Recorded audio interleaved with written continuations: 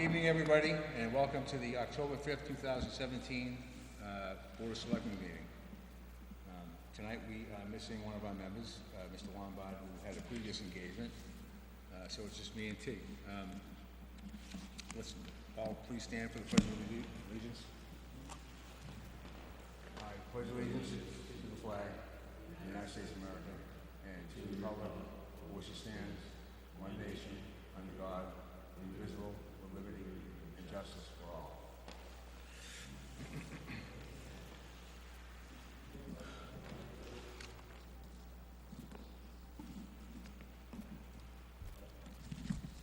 Okay, opening comments. T?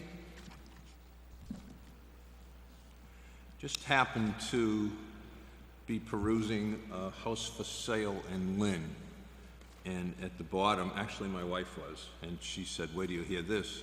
The bottom line said, only 1.5 miles from Nahant, and Nahant's Doggy Beach. So when we come to Doggy Beach sometime, I want to bring that up, and we should think about it. Well, it's on the agenda for tonight, so... Well, Doggy Beach rules, yeah, good. But I have nothing else. Okay. I have nothing. Let's move on. The approval of the minutes from...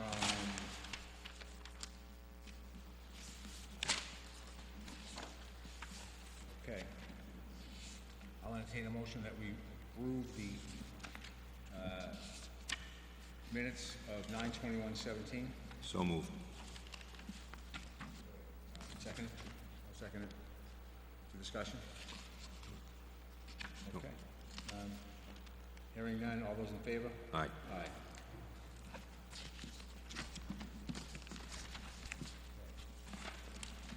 Ongoing business. Citizens Forum. Do we have any citizens here that want to speak? You guys can speak now. I think I'll put that up now. The kite surfing. Because it's on new business, but since you're here, that's what you're all here for, right?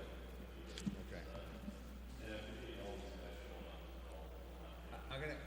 Whoever's gonna speak, you gonna speak, Dylan? Yeah. Why don't you come up here and make sure that microphone's working. Oh yeah, it's working. Well, I guess before I speak, the first thing I'd like to understand is what the concern is, because obviously we know that there's been an incident, but we just want to make sure that we're encompassing all your concerns, or what are the concerns at Dog Beach, and just make sure we address all of them. Okay. I'll give you the concerns that I know of. We've had 3 incidents where the last incident, the girl almost got herself killed. She was in intensive care. Apparently she didn't know what she was doing, and then she almost took somebody out. She almost killed somebody across the street. One of these days, and it happened a couple of years ago too, one of these days, it's going to go through a car window, and it's going to kill somebody. Sure. So we can't take a chance. I don't want to take a chance, because if somebody does, then they're going to say, what the hell were the selectmen doing? Why didn't they do something about it? Mm-hmm. Sure. A long time ago, and it has gotten around. Mm-hmm. I mean, I teach in the city of Boston at night, and there's a young lady that comes here all the time. Mm-hmm. It's all around the whole community. So how do we control it? This is the issue. Right. No one wants to hurt anybody. Yep. You have to understand that. Mm-hmm. But we certainly can't take I'm not going to take the approach where someone's going to get hurt and worry about it later. I'm going to be proactive and say, well, we got to do something about it now. So there you have it. Sure. Okay. All right. So there's a concern. Okay. So as a kite surfer, and I've only lived in Nahant for 4 years. I'm only familiar with 2 incidents. One was 7 years ago. One was recently. There might be a 3rd incident. I'd like to find out about that as well, because the incidents are good learning experiences, and so we like to understand them to make sure we have all the safety concerns in mind. The 2 incidents that I'm familiar with, both of those stemmed from something that I would call reckless kiteboarding. I think kiteboarding can be as safe as any other sport, but there are specific dangers that you have to be aware of, and you have to respect those. And so I think we've, as a kiteboarding community, we're all aware of the safety issues. And we are a very tight-knit community because of that, and we try to address those as soon as they come up. Obviously, it was a big concern for us, this latest incident as well, and it could have been, as you said, much worse than it was. But it's something that was completely avoidable had the person been kiting more responsibly. So, you know, I guess I could go through a little bit of, you know, so take each one of the concerns. So first of all, you know, people getting hurt. Obviously, that's the main concern for the kiteboarders as well, and particularly also bystanders. So that was another thing that was new in this incident, and something that a circumstance that we hadn't had before.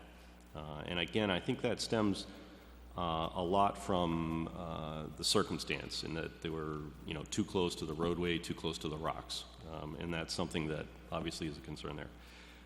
So the first thing I want to mention is just, you know, obviously the other thing that's been brought up before is liability, and liability is always a concern. There are, of course, other risky things at Nahant. You know, we have parks that have, you know, hazards in them. But one of the things that I can say about Dog Beach is that Dog Beach can be an extremely safe place to kite. And in fact, in a lot of circumstances, it's the safest place to kite versus any of the other locations. So one of the concerns I have is that if we... Stop it 1 second. Sure. Why is it safer than any other short So a lot of factors, all the beaches have, every beach has hazards that need to be respected. At any beach, there's water in one direction and land in another. And so the wind directions matter, obstacles matter, people matter, you know, bystanders. So one of the reasons why Dog Beach can be an extremely safe beach is that it has a shallow, flat water area. So it has a tidal shoal. And so the tidal shoal allows people to walk out into the water, get away from all the obstacles before they even fly a kite. And that's the safe way to use Dog Beach. You don't put your kite up right in front of the rocks. What you do is you pump your kite there, you rig it up, you get out in the water, away from obstacles, away from bystanders, and you start kiting out there. So that's why Dog Beach can be very safe. Also, our predominant winds are west winds. And so it's an onshore wind at Dog Beach very often, whereas if folks were to go to Long Beach, it would be an offshore wind. And I deal with this circumstance very often where people are at Long Beach and they say, you know, should I kite Long Beach? And I go, no, you should go over to Dog Beach because it would be safer today because of the onshore wind. And so that, you know, that's the safety of the beach depends on the conditions.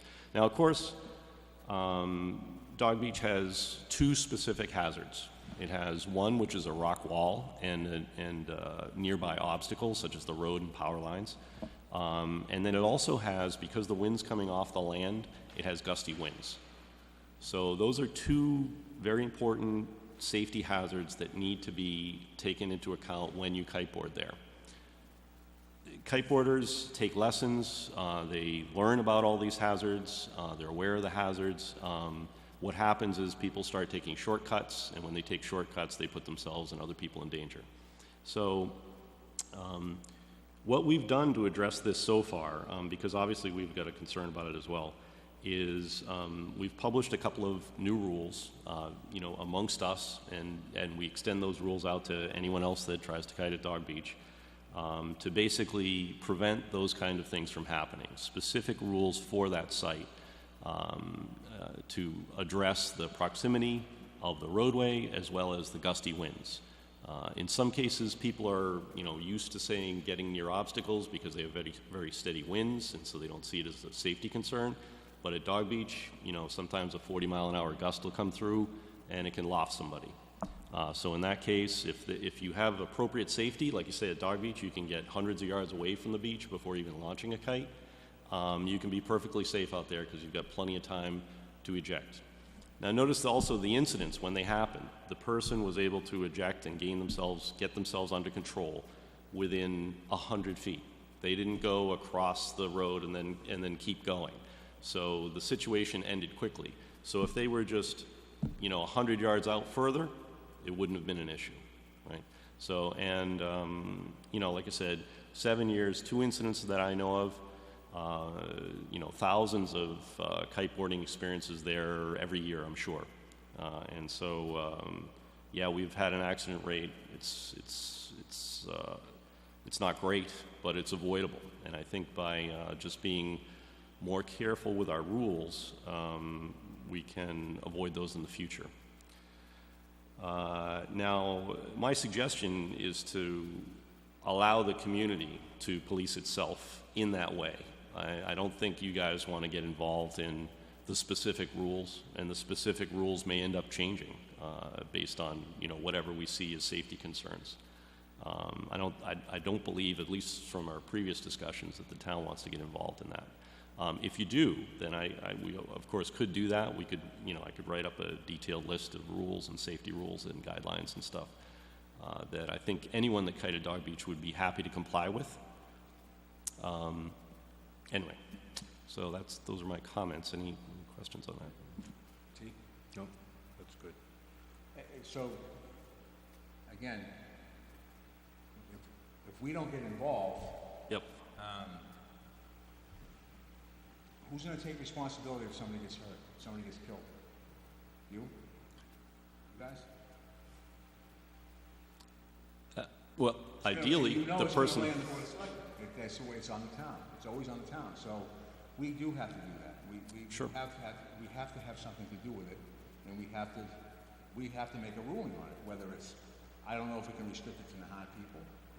I certainly don't want it to get out of control like the dogs have. If there was 3 or 4 people down there, I'm sure that would be fine, but it's not. And you do realize that somebody did go across the fence. The town had to replace the fence because a guy went across and hit the fence and knocked it down. Yeah. Chain link fence. That probably left a mark on him, I would assume. Yep. Okay? So I think I'm really not comfortable with having, you know, and I'm sure you guys are qualified, but that's why we have police. That's just my opinion. I mean, that's why we have a, you know, police department, fire department. Someone's already mentioned that, you know, they think it's great that we're doing ocean rescue in the wintertime because they'll be able to get saved if something happens to them. All this stuff is out in social media, and that reflects on the town. We don't have the resources to hire lifeguards. We don't have the resources really to hire an ocean rescue in the wintertime. I mean, if something happens and they do have to go out, it's usually a bunch of call guys that come in with the regular guys, and then, you know, it takes time for them to get there, especially in the winter. So this is a tough one, and it really is a tough one, and we do have to make the decision. I'm certainly not comfortable with letting, and I'm sure you guys are qualified to let you guys, you know, police it, because it's putting too much responsibility on you.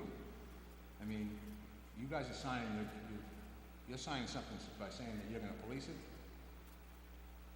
I think that's a big mistake. Yeah, so let me address, well, first the liability aspect, right? Okay, so I sent you guys a letter. You know, I'm a legal layman. I just did some searching on, you know, what is the town's responsibility? And, you know, is it realistic for the town to be held accountable or, you know, be held accountable for an incident like this? I was only able to find one case where a kite surfer, and like I said, kite surfing is very popular. It's the fastest growing wind sport in the world right now. I was only, and you know, there are a lot of places that actually have a lot more kiteboarding than we do. You know, if you look at Florida, if you look at North Carolina, and so the only thing I could find then was on the East Coast, anyway, the only thing I could find was a single case in Connecticut that was thrown out as a nuisance lawsuit, and it was about the worst case scenario I could imagine for Nahant. You know, of course, you know that when you offer up public lands for recreational activities, that your responsibility is somewhat limited as well, based on Massachusetts law. So yes, I mean, liability is a concern. I would hope that, like in these situations where the person is acting irresponsibly, that the person themselves would be held accountable. And if that person, you know, obviously it's unfortunate, but if that person were to cause, you know, damage to something or somebody else, that they would be held accountable, and that's just that they'd have some personal liability. Now, let me address the other concern about, if you want to do something. If we want to do something, then what I'd like to do is something that makes sense for kiteboarders. I think if we do something like try to restrict it in a way that limits when people can go, we might have unintended consequences. Like, for instance, when the conditions are safe at Dog Beach, we might end up forcing people, or not forcing, but if we prevent them from Dog Beach, they may end up going to Long Beach and offshore winds. And we may end up, having more rescues over there. Or rescues, or worse, not having a rescue, having someone lost out there. If we do end up making some rules, I think we should make some rules that make sense and do increase safety as opposed to just trying to restrict the access.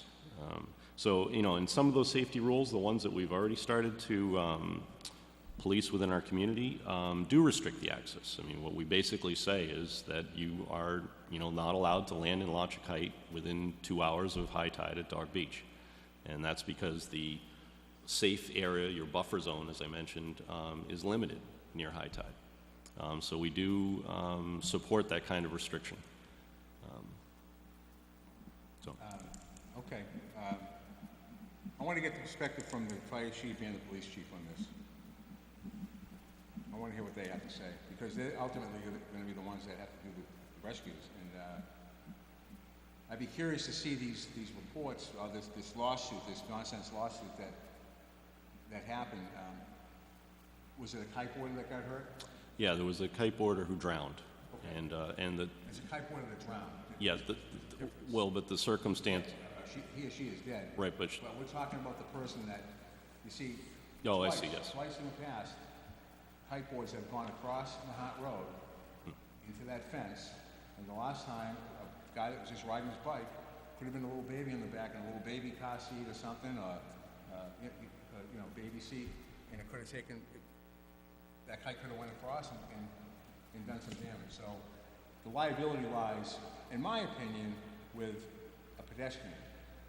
And pedestrians always come first. So I want to get the perspective from the police chief and the fire chief before I make a decision. Okay. Is that satisfactory to you? It's absolutely satisfactory. And all three selectmen are here, Right. and we discuss it Yeah. for the final time. Right. And I hear you guys. I mean, Yeah. no one wants to restrict anybody, but Right. with social media, again, it's Yeah. just out of control. Well, and as we, I'm happy to come back and discuss it again when we have all three members. And when we get there, I do believe that concern can be addressed. If you want to take what we've presented as community rules and make them Nahant rules that are finable, I would support that as well. Okay. But I just want to make sure that the rules that we do put in place make sense and increase safety and don't unnecessarily restrict access, and which could actually decrease safety. If we were to just say, hey, you can't kiteboard there, I honestly think that could be a danger, because I do think that people will kite at Long Beach in unsafe conditions. Oh, okay. I just know people will do that. Okay, I see what you mean. All right, well, thank you. And again, I appreciate it. I know you, and I know Bob back there and his wife, but Yep. I don't know you guys. But again, I don't feel I feel bad at this, but at the same time, I have to look at No. the safety of people Right. just going to and fro. Well, I personally have to look at it as, if we shut down kite surfing at Doggy Beach, they go, like you said, to Long Beach, maybe to the beach, because that's pretty accessible. What happens then if something goes wrong? So it's got to be town-wide, I think. Yeah, I would say so. We can't restrict them on Long Beach, but Short Beach and all the other beaches we can. We can try. At least we can try. I understand it's a public beach, but for safety concerns, Why not Long Beach? because we lease it to the NBC. Oh, I'm talking Coast Guard Beach, is what I'm talking. That's Short Beach. Shot Beach. Right. They go right across the street to Shot Beach. I've seen it happen. Yeah. That's we can even more restrict that. dangerous. Yeah, We can well, sure, restrict yeah. that. And they do go out, and they have gone out beyond Egg Rock, and they've gotten in trouble. Sure, yeah.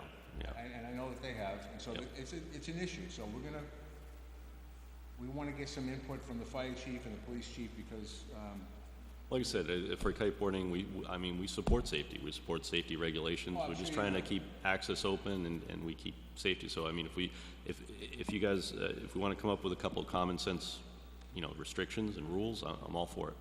Okay. Thank you. Nice. Thanks, Dylan. Thanks, Dylan. Thank you. Okay.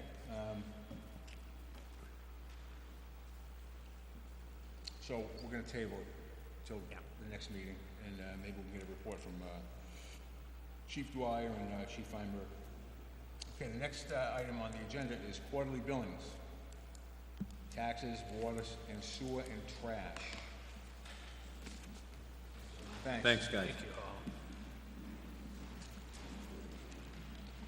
Okay, so I've read this letter from Kathy Kugis, Sheila, the assistant assessor, and everybody. It's in my opinion right now that we have a committee, technology committee that we've started. And I think that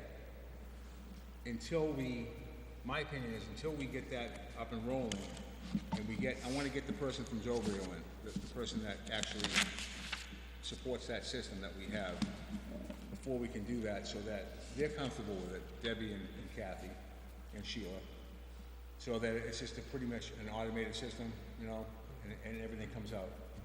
So I think we need to. So what you'll see in the report is that what they speak to is the fact this is long overdue and that we have so many benefits that we could derive from this. But it's a very complex set of processes that need to be undertaken. And they also agree that the technology committee would be an excellent addition to this because it is painstakingly going through and making sure that you are changing all the software programs, maybe doing some upgrades in hardware, et cetera. But then also looking at things like biweekly pay adjustments. You know, just trying to group it all together, glom it all together in such a way that you're getting the maximum benefit. And so it was amazing how enthusiastic all three, the town accountant, treasurer collector, and the assistant assessor, were about this. What they've been reluctant about is the fact that it's going to take some resource investment, and you know, over a 2-year period, they see that we could go from the kind of antiquated system we're in now to a much more sophisticated, responsive system. And I say antiquated lightly because we have a great software program, and it's just not being used to the extent that it can be. So I agree with you, Enzo, in the fact that the technology committee can be of great assistance here. Okay, so what I've done is I've already talked to Kathy about it, and asked her if she'd like to, you know, I want her to come, I want Debbie to come, of course, and we started that committee, and it's gonna be, Brendan's gonna be on it, because he's on the FinCom, Kenny Carangelo, me, because I'm a technology guy, I love technology. And we're gonna look into, and we're gonna invite there's a woman from the company that does the software, we're gonna invite her to see what we're missing and how we can get this running much smoother, so that it takes a lot of the load off of some of these, some of the things that some of the things that are happening right now. Agreed. So that we can go to quarterly billing, and it might be easier, and it'll bring a lot more revenue, but it'll give us access to more money quicker. Yes. So I will get that, I'll call them this week, I'll set up a meeting, a public meeting, and we'll get that going. Okay, next is the town administrator's report. So we have again before us the Verizon license discussion, and Richie is not here tonight. Richie had raised most of the questions regarding the 81-cent pass-through. That's a monthly pass-through that comes to about $10 a year for an increase on the average bill here in town. So what you have here is the packet, and the packet shows the first page is just kind of a summary of what Richie had asked for and the responses of Verizon. Second is the license terms and costs, and then the third is the CATV negotiations and what the money will be used for. So Rich and I talked today, and Richie said that he's comfortable with the situation now, and that he does believe that the 81 cents is acceptable for an increase in pass-through. And that's the only element that we can negotiate as part of the license. Everything else is regulated by the federal government. Okay, the only, and you know, I was okay with it at first, but then I started doing the math. If you take those 763 people that have subscribed to Verizon and multiply that times 81, it comes up to $618 a month. And if you multiply that times 12, it comes up to $7,400. And if you multiply it by the 10-year contract, that's $74,000. That stuff, none of this equipment costs $74,000, and that's the excuse they use to raise the rate, 81 cents. Well, there are two things. The first thing is that the 81 cents is what we asked them for. The other rate increases that Richie was looking for, limitations on, those are just market increases, so those are much more complex, and again, those are regulated by the federal government. If you look on the third page identifies that they're overall, over a 10-year period, $238,000 worth of increases and what they're for. Then you'll also look down to see at the bottom Comcast and Verizon. They'll actually split the cost of about $119,000 a piece because they share the market, and they're generally it's a split in the number of providers that they have here. And so these are the real numbers that we had asked for, and what they represent is the bare minimum. And that's why when talking before, Rich and I were going back and forth about the fact that 81 cents is as low as we can get while maintaining that and the service that we're providing. So It's cheaper for us to buy our own equipment. but they're obligated to provide us CATV studios. Right. But I still don't understand how we rent space to them and we have to pay them a fee. I don't understand that. And they're gonna go up 81 cents, and that's $74,000. And plus their rates go up, their regular rates go up. So I let's mean, my cable bill is, I don't even bother to look at it anymore. So if they go up $10, let's say, I'm just using a round number, if they go up $10 and per month, and we have 81 cents of that, the rest of the difference between the 10 and the 81 cents is all market driven. And the federal government allows them to drive that. And the only thing that keeps them in check is the fact that they have competition between Comcast and Verizon. So one of the elements that Verizon had said is that if the town is concerned with the cost of Verizon, this is a small market for them, they'd be willing to leave the market. But then you get rid of the competition between Comcast and Verizon. And then you end up with a monopoly where you end up with Comcast being able to charge whatever they can in this, whatever they want to in this market. Is there any other cable providers out there in this area?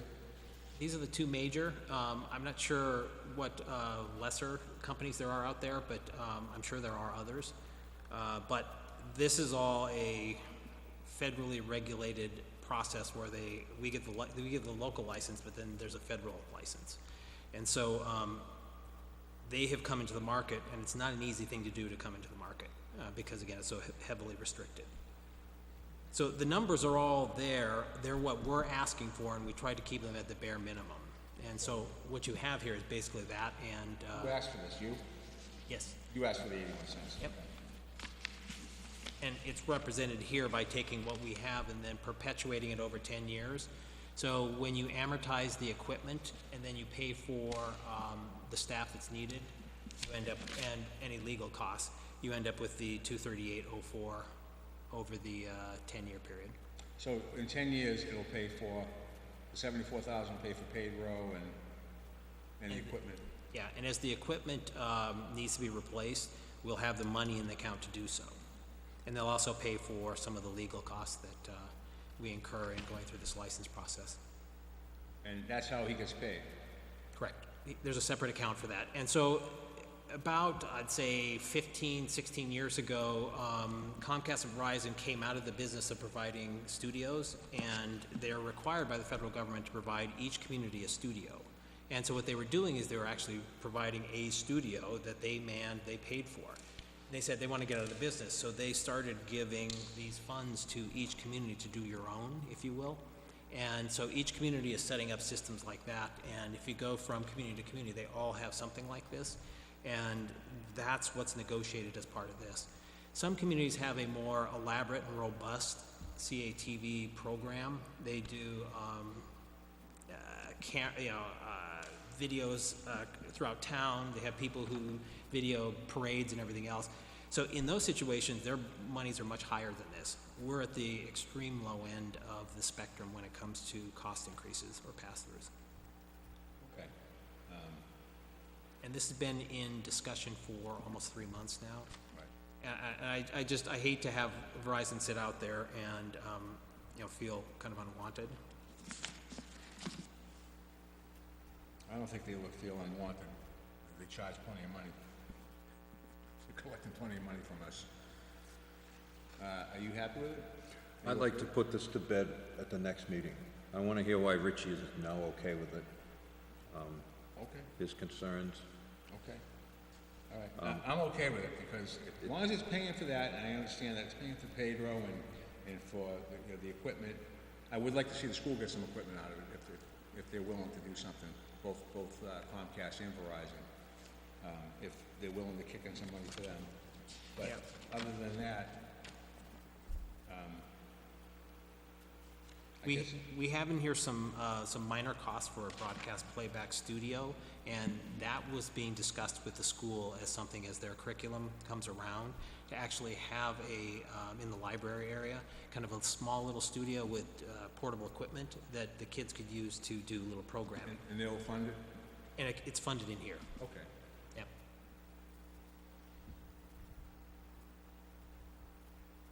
You wanna just, I mean, I don't mind voting on it No, tonight. this is a good explanation, but, I mean, that's, yeah, I'll do it. I just want to know how it now is okay, what you said it's okay. Is it because of the breakdown?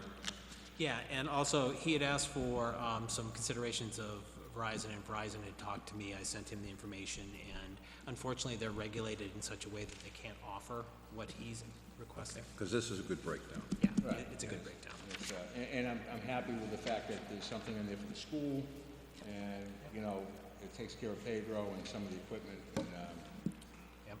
all right. I move the Board of Selectmen vote to authorize the town administrator to execute the 10-year license with Verizon. I'll second that for discussion. Discussion. None.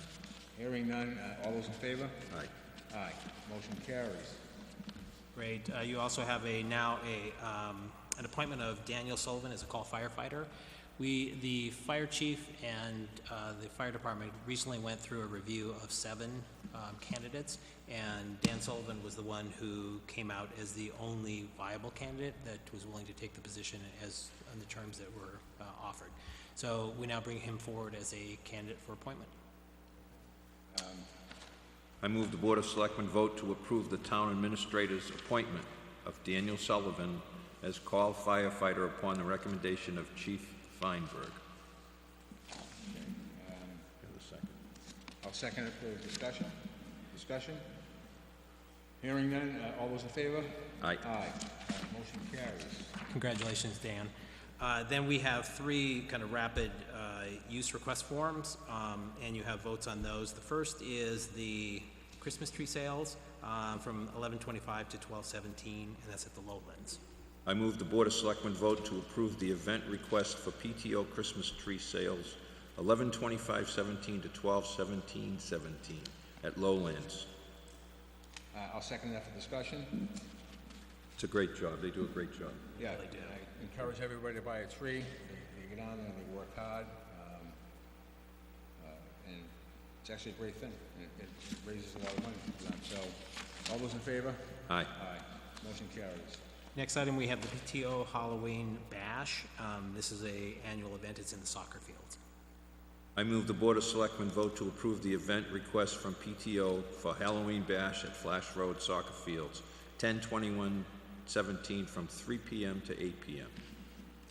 Okay, I'll second that for discussion. Discussion?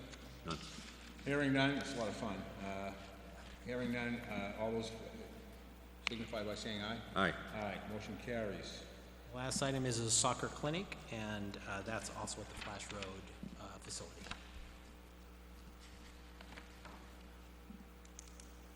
I move the Board of Selectmen vote to approve the event request for soccer clinics at Flash Road soccer fields from 9/1/17 to 11/14/17.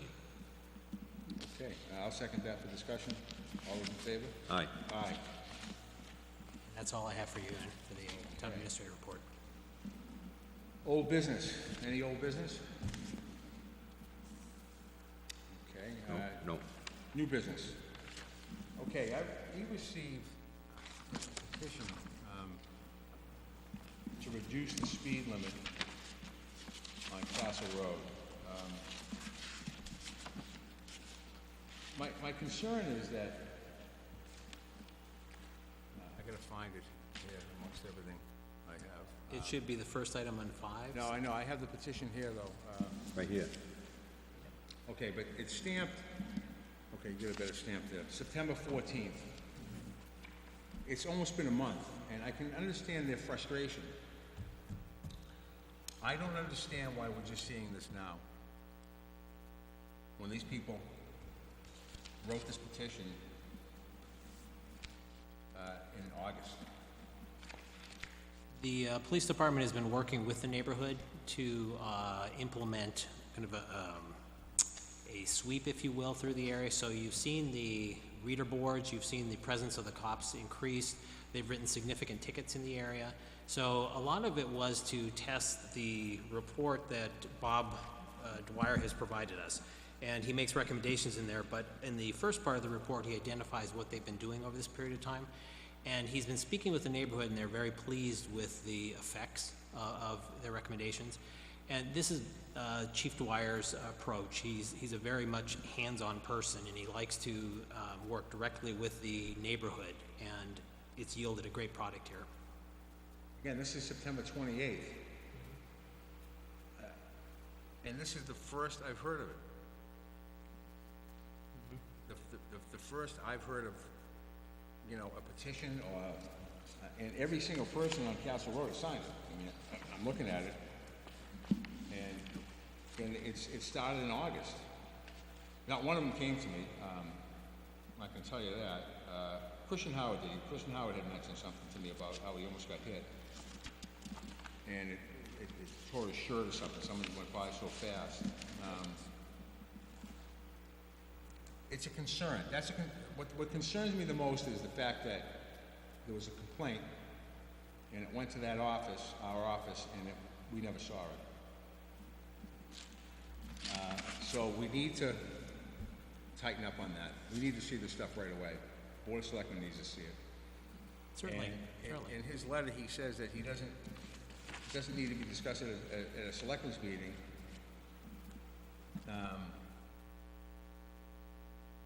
I don't agree with that. It does need to be discussed at a selectmen's meeting, because that's why they elect us. And they are working to slow people down. He writes speed bumps are out of the question. Of course they are. You can't put speed bumps on a road. The current speed limit is 25 miles an hour until you hit Phillips Road, where it drops down to 20 miles an hour. If you drop the speed limit, I mean, even 25, 20, they need to be there. There needs to be a presence. There needs to be speed traps constantly there where they can bag people, and eventually they're gonna stop. Okay? Now, he says he has limited resources. He's just gonna have to find some and get them out there to, somehow, and get them out there to have the speed traps at certain parts of the day when people are speeding down there. Would you agree? That road, I've been on Council Road now for, well, many, many years. That road is just a speedway. And this is, I applaud those people. I wish they had come to us up here, but that's fine. I also have input from people before this on Fox Hill Road, my good old Fox Hill Road people, because they take the corner by Christian Howard's house and they fly up that hill, sometimes going right through the stop sign. That maybe we can ask the chief about that too. But I think what they're doing will help the whole area, but it has to continue. Right. That is, and another road where I live is Flash Road. The police have done a great job. They're down there constantly. Every once in a while, when the police aren't there, you'll hear someone just go, like it's the Indianapolis Speedway. I know you have to catch them, but at least they're trying there. It's nice to see them, and I like seeing the signs. Again, I would like to be informed right away. Yeah, that's the most important, we need to be informed right away. I mean, there's no excuse for, August, Well, September 4th, I'm guessing, is when they dropped it off. Yeah, and again, the chief has been working with them throughout. that's, it's a month, and we need to know this stuff right away. Certainly. I expect it, so, when it comes into that office, I expect it to be copied on it immediately. So, and I'm glad that they're taking I saw the signs up there tonight, and I will reach out to some of these people, some of them I know, and, I'm just gonna ask them, if things are going good. So what do you think of the chief's recommendations? If you look at the lower recommended changes, the latter half of the letter, he talks about reducing the speed limit coming off of the causeway from 35 to 25, reducing the speed for the entire length of Castle Road from 25 to 20, posting signs and, a series of signs. And It's fine. Listen, I recommended that 2 months ago, and I was told that it wasn't gonna be adequate. I said, why, the speed limit, I clocked it, how long it's gonna take you to get from the end of the causeway, where the bank is, to 40 steps. If you reduce the speed limit to 25, the whole length, yeah. it's gonna take you approximately 30 seconds longer to get to the end. And, people kept saying, well, we're cramping them, you can't go any faster. It's like, come on. You're talking about 10 miles an hour, but it's the stretch of road isn't long enough where it's only 30 seconds. And you also have Irish Town, and you also have the Richdales, where they're just dangerous places. You've got to slow down. Yeah, I agree with it. I agree that it should be lowered. I had recommended it, and I'm glad that he, and Do you want to go through these recommendations? Yeah, I also would like to see Fox Hill Road at 20 miles an hour. So that whole area there, that would make this is the lower end where you come off of Castle. Yep. Because they take that corner and then, poof, So not the full length of Fox Hill from the hill? Well, even the from full hill length, down? because Full length, yeah. especially during Little League season, Yeah, because they're out-of-towners. yeah. I'm not saying they're the wrong ones, but they have to fly to get to the game, so. And if you're heading towards Flash Road, once you crest that hill, it's very densely populated. And you have to go slow. You have to go slow. And I know people are. Yeah. But once you, just to the top of the hill, I think, and if they could post some signs there that make it 20, Okay. please. Fox Hill? Yeah. So if you could just take a vote to that and then accept the chief's recommendations here, what I'll do is I'll put this into the minutes so that it's legitimate. You don't have to read it I'll entertain a specifically. motion that we accept the chief's recommendation for the speed limit, and you wanna Add Fox Hill add Road. Fox Hill Road to 20 miles an hour. I second. Okay. All those in favor? Aye. Aye. Great. Motion carries. Thank you. Great, thanks. Okay, Some of these next items, I'm not sure, I think they originated from Ritchie, and so Yes. I'm not sure if either of you know anything about them. well, the town vehicles, town-owned vehicles, and I wanted to bring this up, we need to have a policy in place for town-owned vehicles. The fire chief's car, the police chief's car, any vehicle that's owned by the town, not only for the green community stuff, because that's gonna be part of it, but for our own benefit. Contractually, I understand how that works, but their contracts are coming up, and I wanna make some changes in there, with town-owned vehicles. And they can either accept it or they don't have to accept it, but I have some ideas. I don't think we're ready to do that yet, but, You know, the contracts are, we've got another 2 years, yeah. so, I'll go ahead and flag those so that when we get to that point, we'll talk about those. Okay, the next one is, the winter parking tickets, policy and procedure. It's basically winter parking. I wanna put this off, because the winter parking, I wanna change, I would like to revise the winter parking rules. I'd like to get some more information Sure. on that. So I wanna table that till the next meeting, Yes. winter parking rules. Right. Okay, now, You have the current ones in your binder, so. yeah, I know, it's Take right those, here. yeah, Okay. exactly. And I actually have it on my computer. Right, we do. Okay. Public Works, lawn cutting. So the question there was, Rich was saying he had heard that we were seeking bids for lawn cutting for some of the major facilities. And what I told him is that at his request, we were looking to find a way to resolve the goose droppings. And we were having trouble ourselves doing it. So what we were asking is lawn care companies, if they had another process that would be more effective in collecting goose droppings.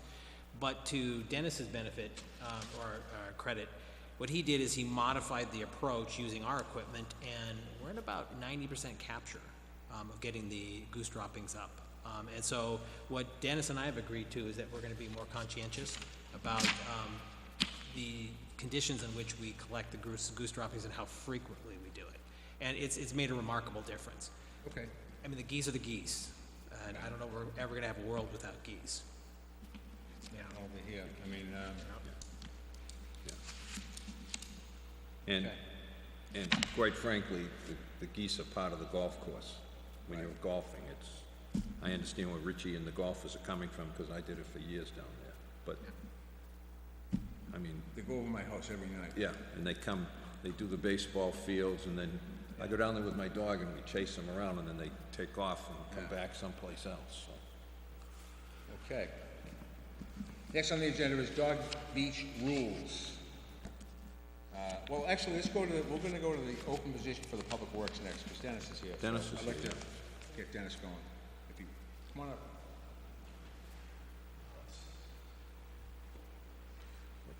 Hi, guys. Thank you for coming. Sure, absolutely.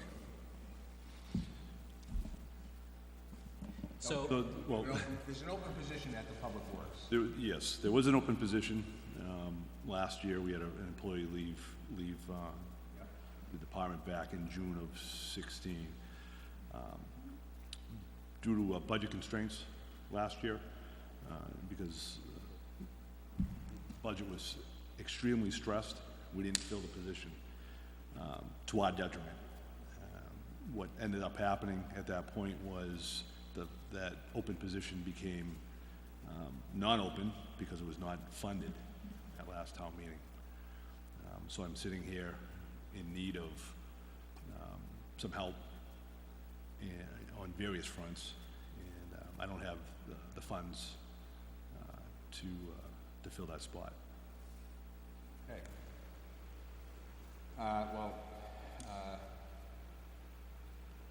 We can't do a reserve fund, you can't do a reserve fund transfer for salaries. no. So we are in a bit of a pickle with this, but my feeling is you need another guy. You have to have another guy, so somehow we're gonna have to find out how to do that. It's low, and you don't have anybody there, I mean, you don't have, how are you making out with the CDLs? These guys, under their contracts, have to have CDL licenses. As far as I know, the three that were contracted to have CDLs are in compliance. There are two folks that were hired based upon other skills. One was a mason, the other one was a plumber. And I don't believe they were hired specifically for CDL skills. Their contracts all say that they have to have CDLs. I think there's hoisting licenses that they're missing, the two of them are. Okay, Yeah. all right. So they need to get them. It's in their contract, they have to have them. So I'd like to see them focused in on that. So Does Dennis, anybody else in the Nahant have to have CDL licenses? Because I have a friend that's a DPW director in Natick. And what they do is if they have a bunch of guys come in that need it, they'll have them all tested the same day. They'll have the registry come down and do the test right there. I mean, that's another way that you guys can set something up where you get 4 or 5 guys, you know, call the registry up. They'll actually come down and I think and do it right there in the parking lot. That might be a good idea. But how do we find some money for him to hire somebody? I mean, right now we don't have the money, correct? Correct, and as you understand, we can't post a position without dedicated funding, and dedicated means beyond this current year. And then you also have an understanding with the Finance Committee, because that was the agreement at the budget development process. And so that should be a discussion between the selectmen and the... Right, and I will speak with them about it. We're gonna, you know, we did have an agreement with them, and I'm gonna have to, you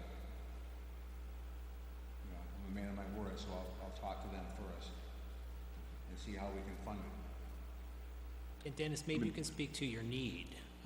Is it that you need a position, or do you need a varied resource? Re-ask the question.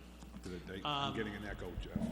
Is a body what you need, or do you need varied resource? By that I mean different skill sets. Well, my thought process is yes, I need the resource, and not just a body in particular. We lost a mechanic. We lost the mechanic for the town in that position. We've since rearranged the staff where we backfilled that position. We have a mechanic. The next hire has to have a skill level. They have to bring a skill to the table to the benefit, that will only benefit us as an operating entity. Right. Don't know what that skill is at this point. I'd like to have a carpenter, either carpenter skill, or somebody that can from a add value to the business. Okay. But I guess the question that I have more is, are we talking a body? Is it a body that's needed, or are we talking some other alternatives? It's a difficult question. I'm saying yes. The simple answer is yes. All right, from a body standpoint, I need the body, all right, in order for us to self-perform other, projects within the town. Right now, we're in a position of subbing a lot of work out, and it's purely because I don't have the manpower, I don't have the skill ability to do that. I have to reallocate on a daily basis. All right, we're being pulled in many different directions here. Well, you have Western Sampson that does the sewer pumps. Yes, You have Christopher he's ripping apart a truck today. I saw him down there. right, it's all pulled apart, yeah. I mean, what, other than they cut grass, what other, Everything and anything that you can think of, this department has to perform, right? The simple to the mundane. That's as simple as I can put it. But if you were to assess your skill set, your resource, and how it's being utilized, are you seeing that because you have positions that were hired for specific skill sets? Correct. Are they being utilized for that? Or is there an underutilization? There's an underutilization for sure, all right? We need to circle back and see whether or not we can create a different model to better, get a little bit better utilization out of the skill set that we have now. Again, that being said, again, we're being pulled in 15 different directions. So if the guy was hired as a plumber, he's not working on plumbing activities all day long. He's not being assigned to plumbing activities all day long. No, I know. He's doing multiple tasks. We're doing the everyday tasks that are expected, plus whatever other events occur that we can't, think about. So would it be beneficial for you to give us a sense of how options for? Oh, absolutely, absolutely. It's incumbent upon me as a manager, right, to sit down and put together a couple of scenarios for the Board of Selectmen and obviously the manager of the town. And we can play around with it a little bit, not play around with it, that's a poor choice of words, but we'll manage it to the benefit of the townsfolk. Okay, so, I think if you, I think if you figure out what you need, and then, you know, when the budget season comes up, which is coming up, and the FinCom, and, you know, we can work something out with them, see how they feel. I mean, I take what they say very seriously, because they do a great job. I mean, the Finance Committee is really, does a great job, so. So I think, at this point, we know what you need, huh? If I may, Sure. I would like to see the chairman speak to the Finance Committee as soon as possible, because the agreement made was not voted on by the Board of Selectmen. I am 100% against them taking the Public Works person out. No, we didn't. And, He was on no, town I meeting. did not make an agreement. I did not participate in a vote to acquiesce to the FinCom. I wanted the Public Works person in there, plus the person that works over there. Kim. Yeah, And you're just mentioning that there was you're a man of your word, and you said to them that you wouldn't go Well, back on it. That Well- they arbitrarily took the money for the Public Works person. I want to see that Public Works person put back, and I believe that's why this is here. We need another Public Works person. okay. And It was agreed, it was And- agreed upon. Was agreed upon, yeah. it wasn't agreed upon by me. It might not have been, you know, I think, I know for sure, because I would Well- remember that. right. But I think you went along with it. I think everybody went along with it Yep. for now, Yep. for that time. And the budget process is about a month and a half off, so, the beginning of the discussion. So if Dennis were to do his homework and bring it forward, that could be part of the discussion. Right. Yeah. But to have 3 guys or 4 guys or 5 guys go along with it, there was no vote taken, or I would have voted no. That's all I'm saying. We need the Public Works person, period. Okay, I don't believe, I'll look back in the minutes, I think we did vote on it. But, and you probably voted no. There was a town meeting. That was Was a that town town meeting. meeting? That was town before meeting town discussion. meeting. So, Okay. I think we're all set. I'll say. thank you, Dennis. All right, thank you.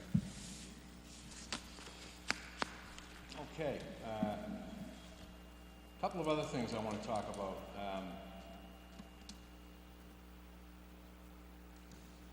The fire assessment, fire building assessment. Yep. We spent how much, $15,000 No more. on the assessment? The funding was 15,000, yeah. Okay. There were 2, though. 2 separate assessments. Well, there are 2 assessments, but they were broken up to. It's a total for the 15? total of Okay. 15, yeah. Okay. All right. Okay, so, and we've gotten nowhere with it. Now, there is a formula for doing this. It's right online. Are you aware of it? Yeah, and what we traditionally do is that we hire a design consultant that walks us through that formula. And what the chief and some of the firefighters have been doing is talking to different fire companies that have gone through this formula process. But yeah, it's quite specific, and that's why we usually end up hiring a consultant. That's not how I understood it. I heard that, I hear that it just went nowhere. So we need to work on that. We need to get them some, look, they're gonna get a brand new fire engine in September. And you can't leave it outside. Yep. So they've worked hard on that, and, you know, Austin and a couple of the other guys down there had worked to get that funding through Mark, and they were supposed to have that committee.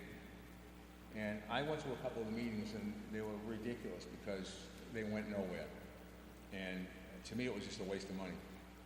The design company wasted our money, and I'm not happy with that, because we're no further ahead of the game than we were when we started.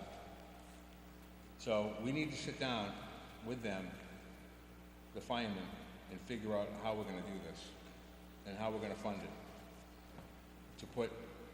To either blow out a wall and, you know, so the fire engine will fit, and then put something in the back, but we gotta do something for them. For one of our last meetings, they were scheduled to join us, and they had backed out because they felt that they needed to kind of get their heads around this themselves. And so they're meeting now, and what they plan on doing is coming to one of our next meetings, and they will have just this conversation. But what they first wanted to understand is kind of their bare minimum. What they would come to you and say that this is our bare minimum, do we need to, can we add anything more to it? But that's exactly what this committee is talking about now, is the fact the truck is coming. It's a great grant, however, you gotta house it. Okay, now, the other thing is the fire truck committee.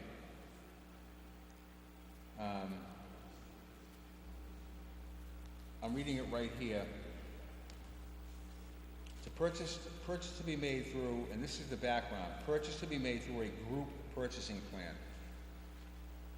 I would hope that the chief is listening to them, and that he's not gonna make a unilateral decision on his own and buy what he wants, since we had one guy that was the one that wrote the grant. I would hope that he's gonna, you know, abide by these rules. What you're reading there is a report from a committee that he had asked to come together. And so, yes, obviously, the committee is doing all their painstaking homework to get to that level of detail. And I don't think the chief necessarily cares about certain things other than the fact that it serves its purpose, that it fits in within the resource. You know, we don't want to have a truck that's too big for the building, et cetera, et cetera. So I think he's relying heavily upon this committee to give him the specifics. Well, I don't think, I mean, it's an engine, it's not a ladder truck, so it's an engine, so if it's another foot's another foot. We already know that we have to, I mean, I don't want to use that as an excuse, okay? I want him to listen to these guys. And if these guys want that a specific engine, it's because they've done their homework. Austin certainly did his homework. He's the one that got the engine for the town, so he has a lot to say about that, and he should. Yeah, and I have no reason to believe that won't happen. So, and I'm gonna watch that. I can tell you right now, I'm gonna watch it like a hawk, because I absolutely do not want $500,000 grants don't come around very often. Agreed. He worked very hard for it. Agreed. Okay, and I want him and his committee to be treated fairly on this. And I want them to get what they want, because ultimately they're the ones that are gonna drive it. They're the ones that are gonna use it, they're the ones that know the engine. Because they've done a ton of background checks on it. I can tell you that other one that we have, the Silver Fox, the one that Chief Fox bought, it broke down. It had to be towed back to the fire station. I had to order a computer for it myself. This is going back 5 years now, from Wisconsin. Yep. And I had to have it overnighted. We had no fire engine. And, you know, these guys have done their homework. I mean, Austin's done it. It's being said that, you know, it's a local company. They've been in business for 125 years, and it's accessible. They're not that far away. They're not in Wisconsin. So, you know, I would hope that he would listen to them, and believe me, I'm gonna be watching this, because I'm not gonna, $500,000 is a lot of money, and we're gonna buy the one that they want. I think that's only fair. Well, I would agree in the fact that we need to buy the one that's appropriate for the town. So, and I believe that the chief will do exactly what is in the best interest of the town. Okay. Doggy beach rules, we're gonna, wait, wanna wait on that? Yep. Okay. Do you want us to work on some drafts or something? Because you want us to work on some draft rules or? Dog beach? Yeah. Well, Dog Beach, first of all, it was never accepted at town meeting, okay? So far, we haven't found it yet. The town clerk has found one item that pertains to it, but it was never really accepted the proper way. So, but the intention was that Dog Beach be for Nahant residents. So how do we achieve that? Now, I know Dan has said that it's a public beach, and Bobby Dwyer said it's a public beach, and we can't restrict people. No, we can't. You can't restrict people, but you can certainly restrict dogs. Dogs are not human, and so I think it's important that people understand that, no, this is not, Dog Beach is only for Nahant residents. I Okay? agree. So, we'll have to work on that one. We have time because, it's kinda gone by, right now. Any other thoughts on that? Anything you can provide us for kind of guidance, we can start to roll stuff together. Well, I'd like to see the way it was in the original intention. I mean, I don't want to deny people from Nahant if that's what they want, but we have to somehow come up with a plan to strictly have them for Nahant people. And I also want to accommodate the people that live on Castle Road. They don't want dogs in their yards, period. And that's the way it was supposed to be. There was going to be a fence, there was going to be actually an area where they could let the dogs off the leash going forward towards Lynn. And there was to take, but now they let them off right away. So, No. okay. So now, we will we'll table that till the next meeting. Okay. All right? Yeah, and let me work on some of this to see if I can give some draft to Right, it. right. Okay, great.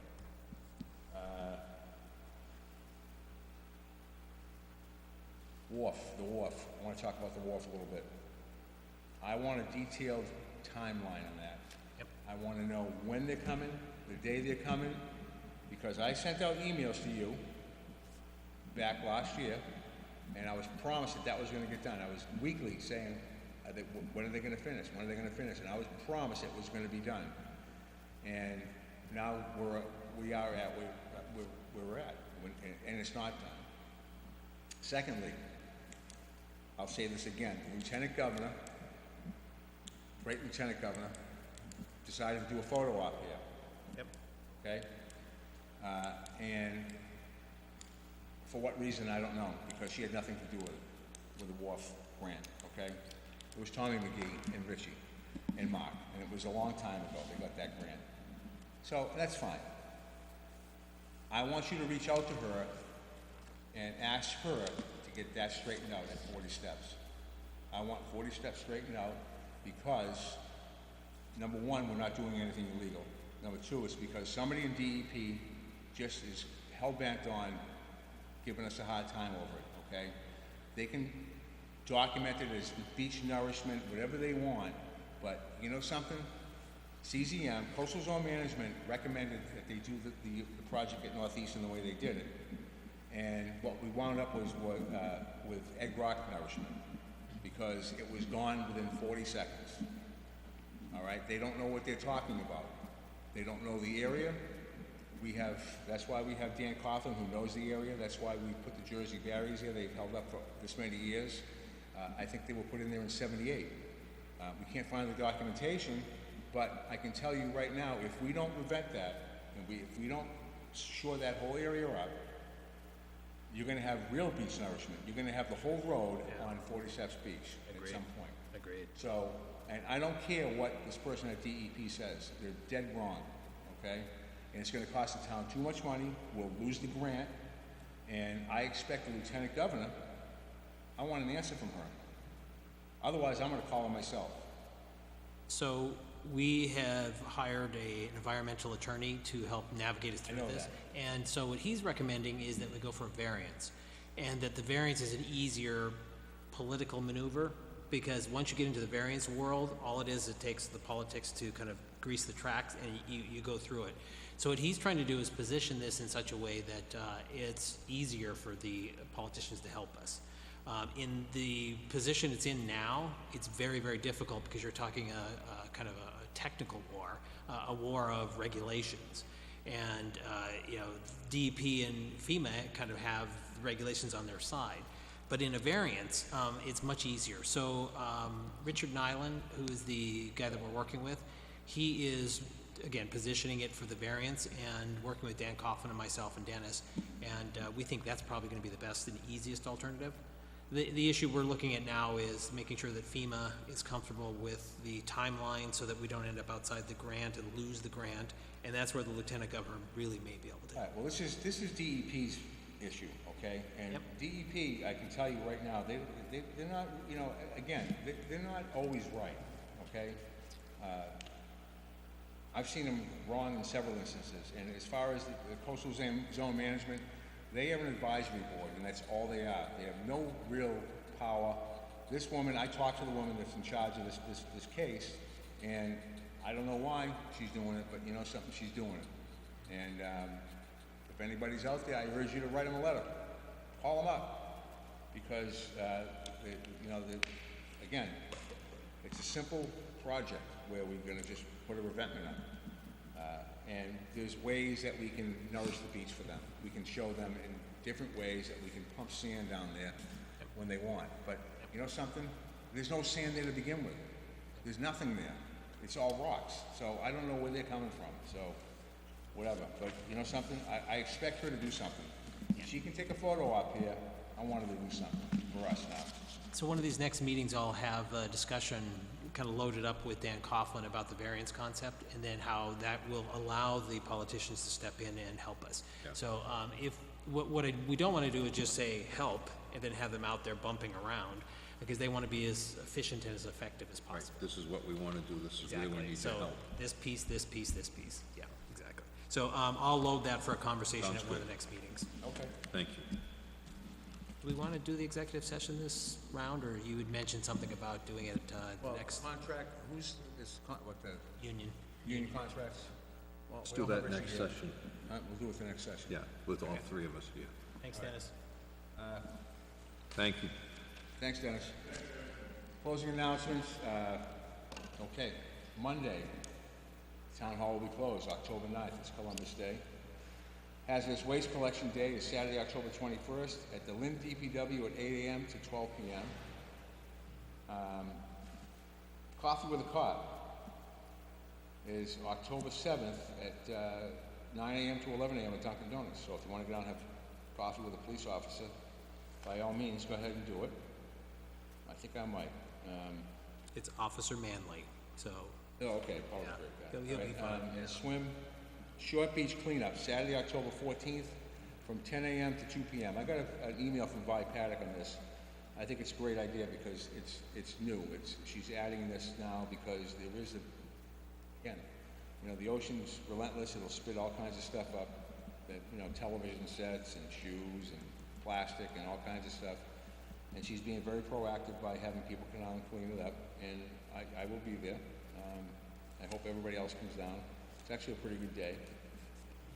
And then boat hauling is 10-7 and 10-9. Jocelyn Marine is, and their telephone number is 978-462-9717, in case anybody's interested, to get your boat hauled.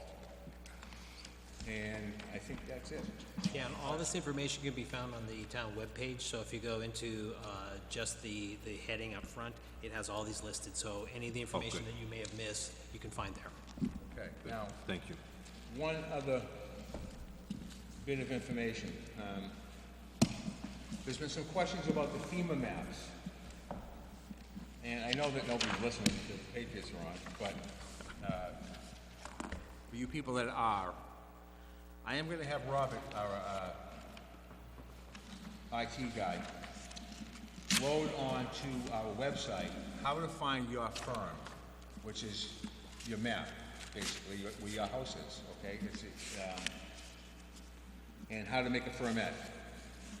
It's basically, you're gonna have to go, it's gonna instruct you to go to the msc.fema.gov, and it'll show you how to, for me to go through this now would be crazy, but it's gonna show you how to go through step 1, step 2, step 3, how to find your house on the map. And it's pretty easy, you know. We had a meeting about this, and I want people to look at this. I'm gonna have it on our website, because the map that's on our website is good, and you can blow it up, and you can see your home, but this will be better. You'll be able to see this on FEMA's actual website. Now, I know Sheila's asked for the she wants to put it on the GIS. And through a CD, or a disc. I have a disc from Woods Hole Group, but the disc is it's their work map. It's not what's accepted is the map that you actually see on our website. But their maps, FEMA's maps, are gonna be a little bit, not different, they're gonna be the same, but you can actually pinpoint your house through this. It's great, and you know something? I don't know how he's gonna do it, but Peggy told me that she would scan it tomorrow and give it to Robert to put on our website. It's pretty basic, and then we can, the girls in the office should refer, if they call, the people to this website, or they can call me. I mean, a lot of people do call me, but a lot of people don't, so, because you wanna make them happy, you want them to know where they stand with it. And quite a few people have already come out, out of the flood map, out of the flood zones, so, which is good, it worked, so I'm happy, and we're happy. But this will show you if you haven't, if you have or you haven't, or if you've been lowered or whatever. And some people have gotten letters. Your bank should be calling you and letting you know if you're out, or sending you a letter. And if you need to call them, you should always ask for their compliance officer, flood compliance officer. Remember that. That's very important. So, this is gonna go on our website, and it should make things a lot easier for people. Agreed. And FIRM stands for Flood Insurance Rate Map, in case anybody doesn't know. Okay. Motion to adjourn. So moved. Okay. We are adjourned. Good meeting. We're done, Pedro.